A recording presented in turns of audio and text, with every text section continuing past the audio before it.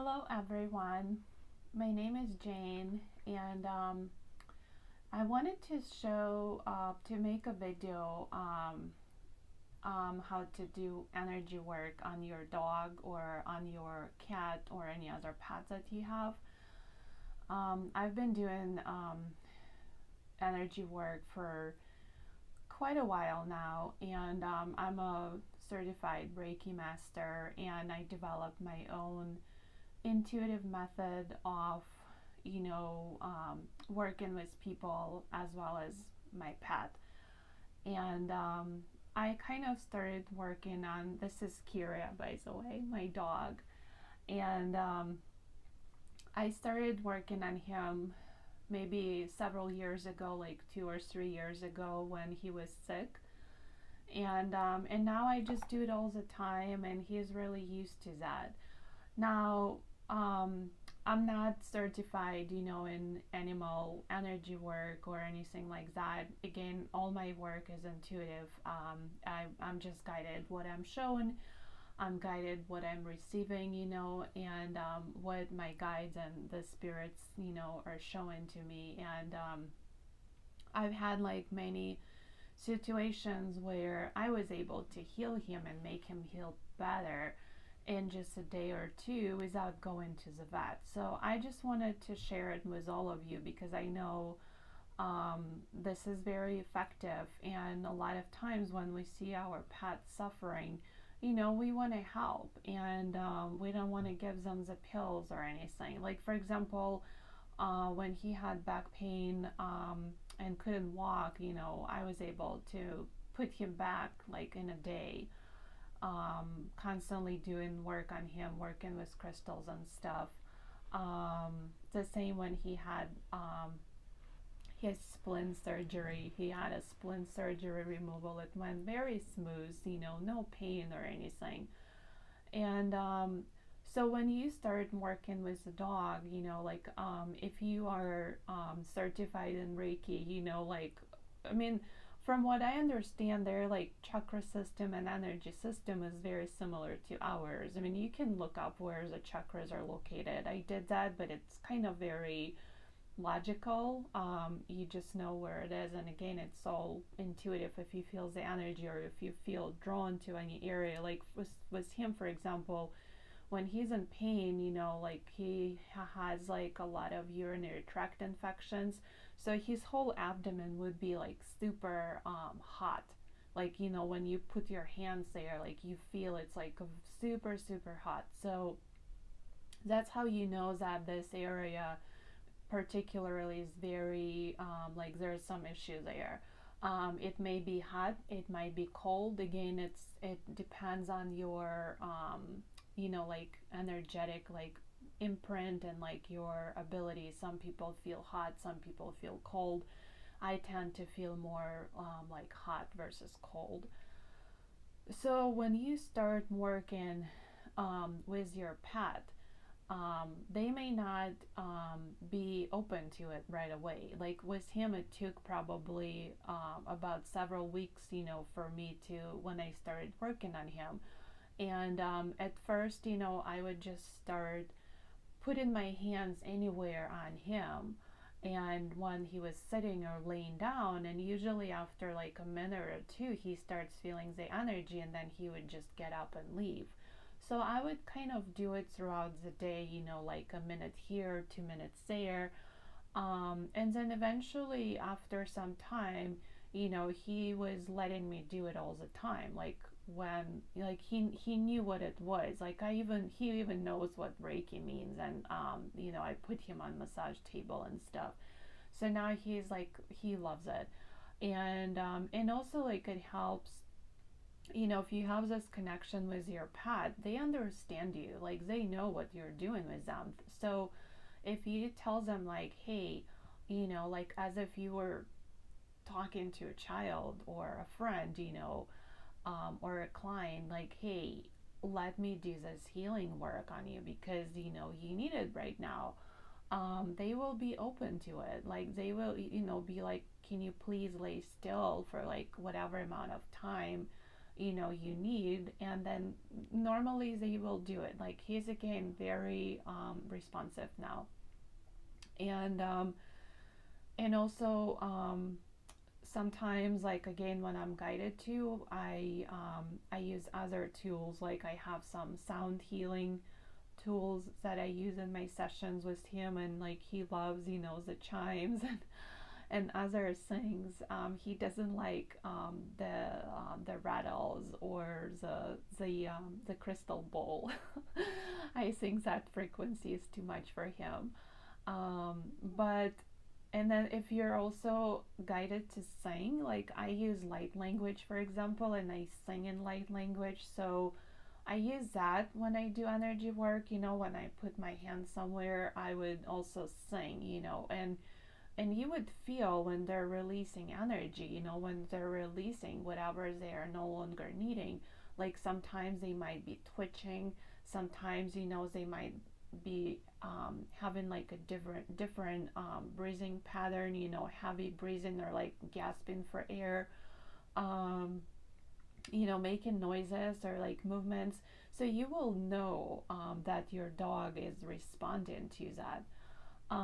So I guess that's all I had to share about the logical, like the theory part of it, the book part, I guess. And now, like, let's move to the hands-on experience. I'll show you the hand positions that I use most of the time with him, and I'll tell you like what I use them for and stuff. So, for example, one of the positions I like doing is when they're laying like this, and you just put your hands on the sides, kind of like where the hips are, I guess, of the back leg, and you just put your hands there, like, and you hold it. Now I would hold it for 2 or 3 minutes every hand position at least. If you're guided to hold it for longer, then of course do that. But again, just feel um, what your body is telling you and what your pet's body is telling you. Now, another position I like is putting my hand on the spine, like at the back of the spine near the tailbone, and then another hand on the shoulders. So this is another hand position that I'm using. Um, Now let's flip him on his back. See, now he knows, like he knows what we're doing now. So he's very cooperative, I guess. Another position that I like is putting my two hands on the rib cage area, like kind of where you'll feel the ribs on both sides. So this is very good for working on the heart area, and also on the lungs if your dog has a breathing issue. Another position that I like is my hand kind of on the abdomen area. He's a boy, so it's kind of above his thing. And another hand is right here on the heart, kind of like on the upper portion of the chest before the neck. So this is a really good one as well. Another position I like is because he was having spleen issues and it's been removed from his body, and because he has the UTIs quite often, I like to put my hands over here on each side of his abdomen. Again, it's kind of to the side of his thing. And I would hold it here. I tend to work a lot on his abdomen. Sometimes, I also put my hands to the sides of the abdomen. Now this position is really good when they have stomach aches. You can also put it a little bit above, kind of where the stomach and the rib cage area, begins. And again, because he suffers from UTI, which is a urinary tract infection, sometimes I put my hand directly above his thing, and I would hold it there because again, it's related to urinary tract. It relates to the bladder and stuff like that. Um, Also, a good position is to put the hands on the outside of the legs here on the hips. He also likes this one. Um, then another position is to put your hands on the back paws like this, because this tends to draw the energy throughout the whole body. It just flows through the body, and it's a very calming and relaxing position for him. I noticed that's when he does a lot of his twitching.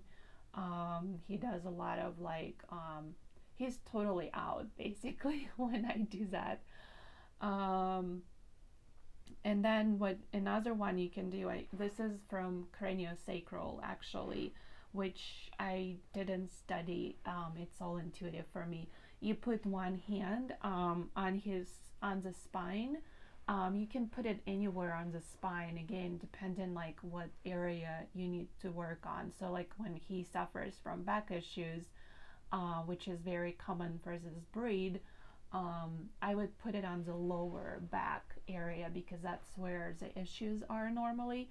And then I would put another hand on top of it, like right on top of where my the bottom hand is, because that kind of keeps the energy in this area, like, and you're working with the energy, and it's kind of creating the healing, I guess, effect from the bottom and from the top. So and it's very very effective. So you can do it anywhere. You can put one kind of like under his like shoulders here and on the heart. You can also put them on the side, when you're working on, like, let's say, this area here. You can put one you can do this, one hand on the shoulders, one hand on the heart. I also like to end with another craniosacral technique, which he sometimes does not like this one because it tends to, I think, create like a lot of energy flow. So sometimes he doesn't like it. But again, you just, if like, they will tell you when they're done, when they don't need the energy work anymore, like they just will get up and leave. And then he's already sleeping and snoring. That's so funny. They will let you know when they're done, basically. So just go with that. And I would maybe keep it to about 20 minutes or so, not more than that, or 25, because especially if you're starting out, maybe even do 10 or 5 minutes until they get used to that. And then, so yeah, the position that I do when we're done is one hand on the tailbone and another hand on the head, kind of like where your fingers are touching a little bit of the third eye area, and then you hold it for like 3 to 5 minutes, and it tends to balance the energy. It's kind of when you do the final clearing after you do like energy work with the person. This is kind of what it does. It just balances the energy out, and kind of creates a container when you work on the pet. He tends to not like when I work on his head directly, but if your dog is fine with that, then I would, you can also work on the head and just put your hands on the head area. You can work with the third eye. I usually like to put my middle finger on the third eye area, and then I just hold it. Sometimes I would put another finger on the heart. So that's how it works, I think, for me. So let's see if I forgot anything that I wanted to mention. no, I think that's pretty much it. And when you're done, like when you're done working with them, they he will usually get up and he will be very playful. Even if he wouldn't feel, good before that, he would be super playful. And he would always like start running around and jumping, and he would also come to me, and he would